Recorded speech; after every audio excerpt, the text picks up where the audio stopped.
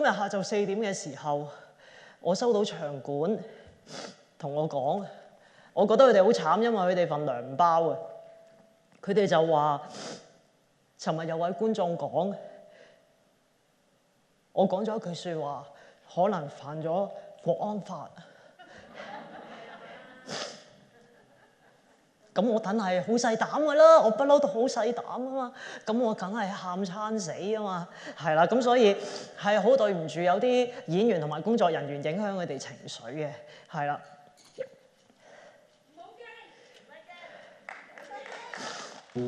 做中山狼嘅時候已經知道我係要走㗎啦，因為之前要做一個短講，究竟粵白戲台嘅作品同當代社會之間嘅關係。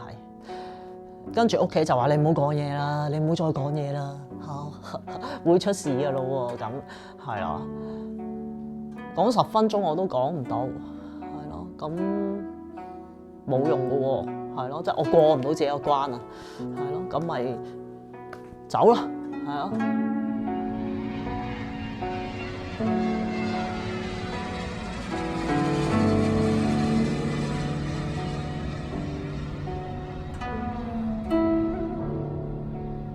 開頭話等係三魂唔見咗7拍啦，因為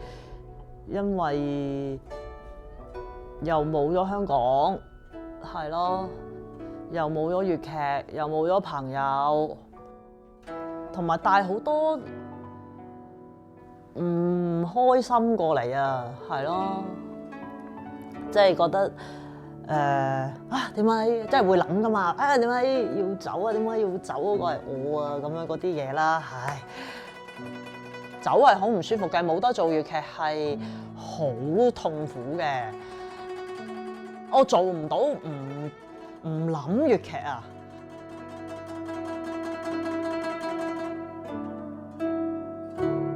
！12歲咯。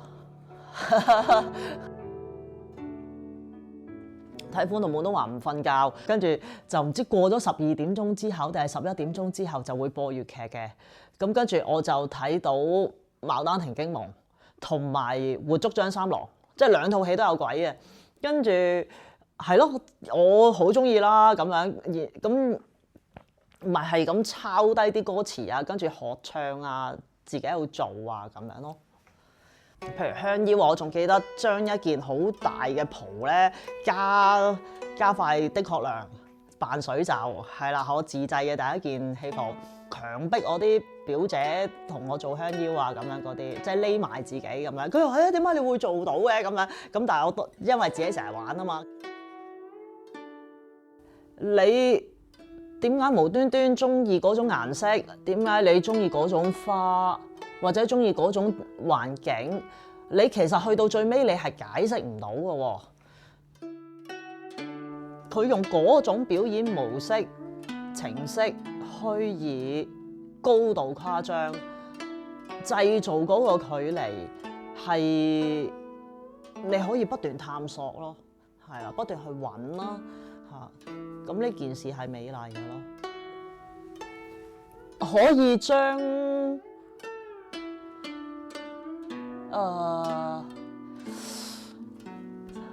冇喎，但係真係咁講嘅啫喎，係啊，因為下一步真係做嘅咯，冇得講噶。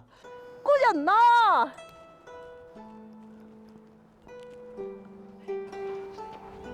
花魁娘子啊！咁呢個故事咧係講賣油郎獨佔花魁嘅故事嚟嘅。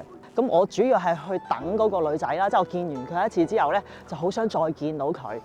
臨風生個就響聲聲接話船，咁而呢一個人咧就叫做時亞大，咁就係喺嗰個酒樓嗰度咧返工嘅。咁前半段咧就係佢話俾我知究竟嗰位女子咧原來就係花魁娘子嚟嘅。究竟點樣將眉飛色舞、心花怒放，就要通過2個人互相配合嘅走位啦，跟住通過聲音啦、音樂啦嚟到去表達嗰種期盼嘅感覺咯。苦思盼時厭倦，拍飛獨駕春風到群前，從今馬勤勞克儉，有負地偏遷，但教我春心托到堅。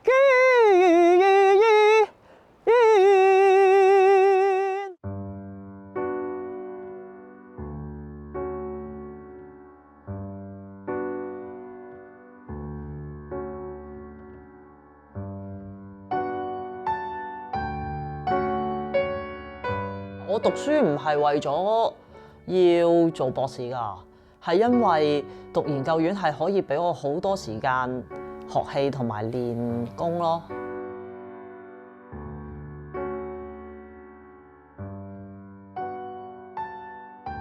我有參與香港百和會館油麻地戲院新秀計劃，咁嗰度就會一路學一路演，一路學一路演嘅。通常嗰個人唔中意你，佢就會突然間叫你做博士咯。即係佢覺得你唔係真係做呢一行㗎，咁你去到呢一度夠㗎啦，咁樣咯。所以唔重要咯，博士對於我嚟講，佢係成為障礙咯。係啊，即係成為喺粵劇世界入邊，大家覺得你唔係一個粵劇演員啦嘅障礙咯。我有個名叫做格格不入啊嘛，係啦。咁有陣時真係好對唔住咯，即係大家請原諒我唔係想標奇立異啊，係啦，即係我係由衷想令到粵劇可以有多啲嘅顏色咯。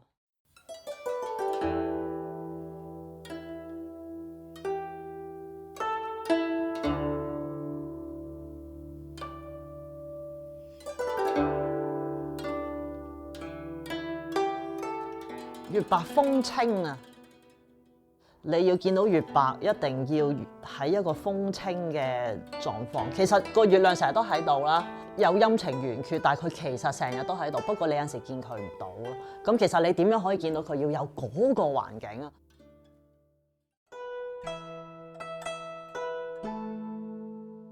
我哋第一個作品啊，即係粵白戲台第一個作品咧，因為當時接到個題目叫做尋找新中國。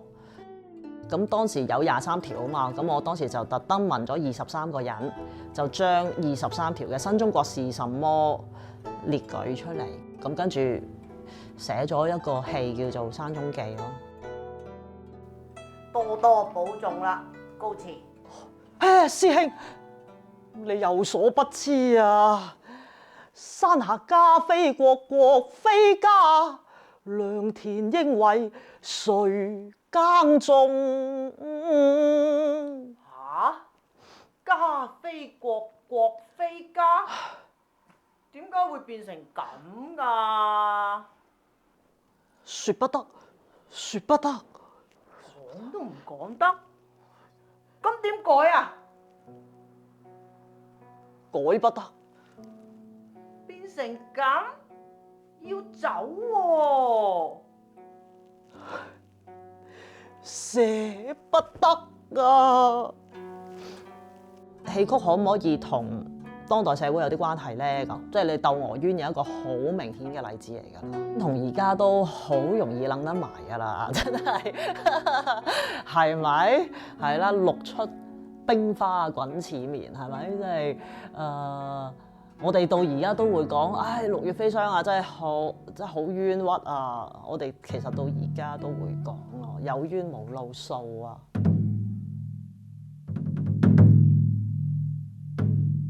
咁喺雨傘運動嘅時候，我喺政總，咁啊喺啲紙皮啊嗰度瞓覺啊，坐下，咁就完成咗中山狼嘅。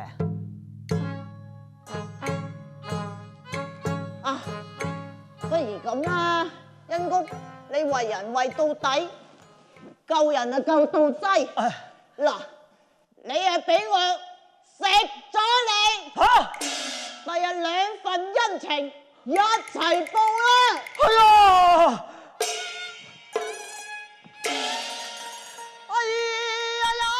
當時係送俾心入邊係想送俾香港年青嘅朋友㗎，係咯，因為佢哋由反國教開始嚟到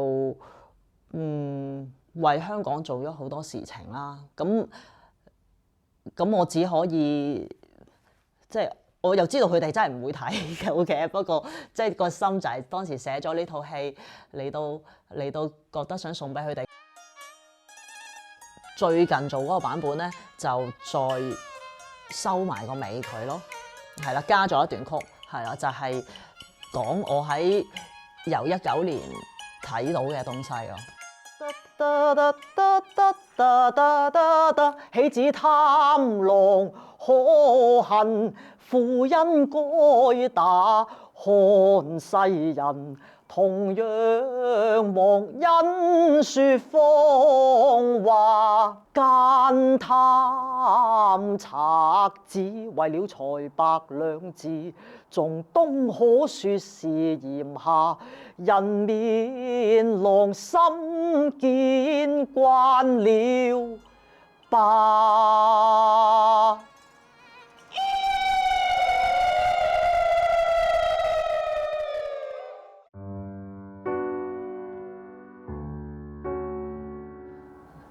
冇得做粵劇係好痛苦嘅，當時都會問嘅，你適唔適應啊？適唔適應呢度啊？我都講唔出，我好開心喎。咁但係而家又覺得咁樣難為自己都係無補於事咯，係啊，即係。如果中咗毒箭咁就解毒啦，唔好係咁記住當時中咗毒嘅時候幾辛苦咯，係咯，唯有令自己好過啲，先至可以繼續行落去咯。咁就呢度有個箱啦。呢個睇咗呢個先啦。咁其實粵白戲台係有好多唔同嘅題字㗎。咁就係2019年啊嘅《西園記》啦。當時喺國內都有老師落嚟指導我哋咯。咁佢仲送咗佢嘅畫作俾我哋啦，係啦，非常之珍貴。呢一卷嘢係我嘅隨身行李帶埋嚟嘅，因為我真係好驚唔見咗。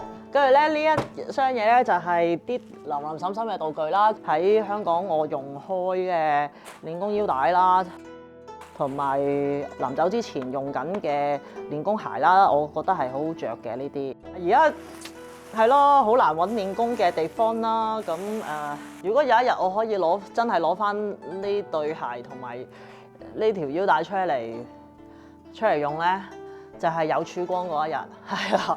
佢竟然可以嚟咗英國啊，都大部分攞咗過嚟嘅。跟住有一日我突然間諗下，其實我攞嚟做乜鬼咧？睇住佢哋都係好廣府話，都係眼冤嘅啫喎。咁一路封咗喺度冇眼睇咁樣。喺英國咁，大家都會話。其實都可以諗下喺英國有冇得做粵劇嘅咁樣，好有趣喎！嗰個人又唔係問我你有冇戲做啊？你有咩戲想做啊？你本身係做咩㗎？即係我唔相信有人認識我好多啦。冇問我咩行當啦，冇問我學咗幾耐啦，唱開咩戲啦，冇問佢第一樣嘢就係問你有冇帶你嘅戲服嚟咯。跟住我有啊，我大部分都帶咗嚟啊，咁樣咁當然我知道咁樣問一句説話同會成事嗰個距離係隔咗一條黃河啊，咁但係原來佢係開始咯。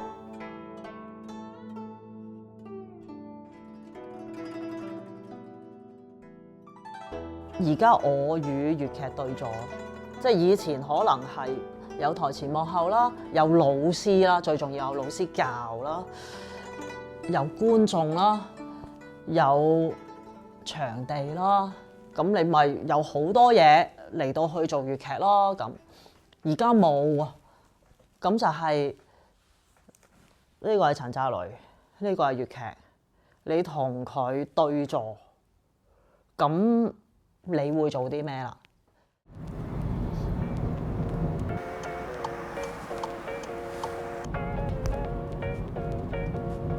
咁我頭一嚟到就住 Hayes 嘅時候咧，我記得有一日我翻緊屋企，跟住唉大劑啦，我要一路住喺一個我自己覺得好陌生嘅地方咯。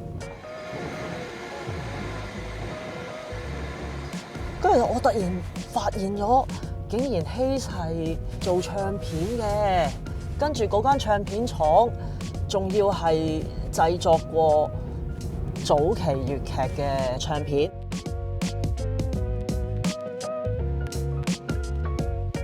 而其實錄音嗰個人咧係美國人嚟嘅，佢叫 Fred Gaisberg， 佢就係特登咧去到中國，包括上海同埋當時嘅香港，係啦，錄咗一啲聲音，然之後嗰啲聲音咧就喺呢一度錄製唔同嘅唱片。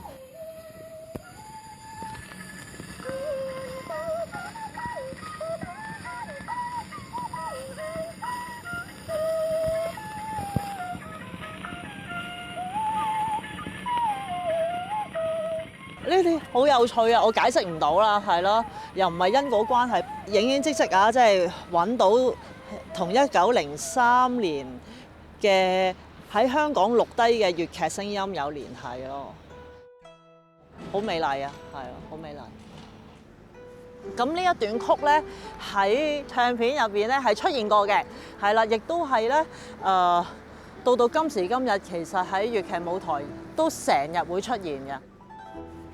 仙姬送子，呢個係 BB， 係啦，見到仙女俾咗個 BB 我啦，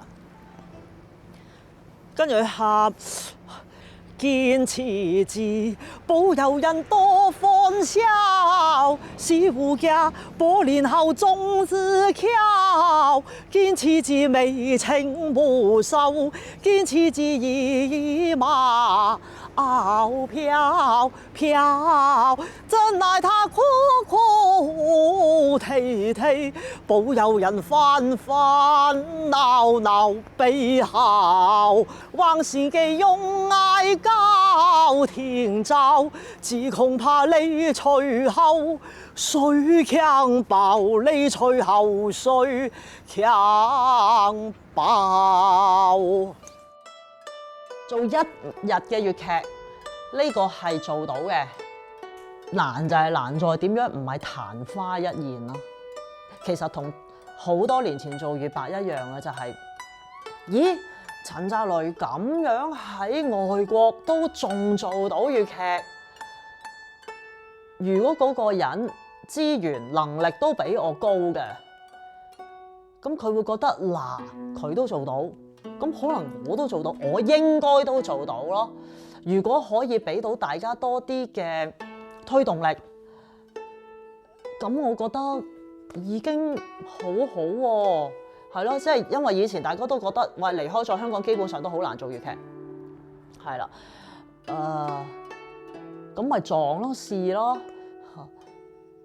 然之後我整到一個細細地嘅火花出嚟。跟住大家可能可以燒到煙花咧。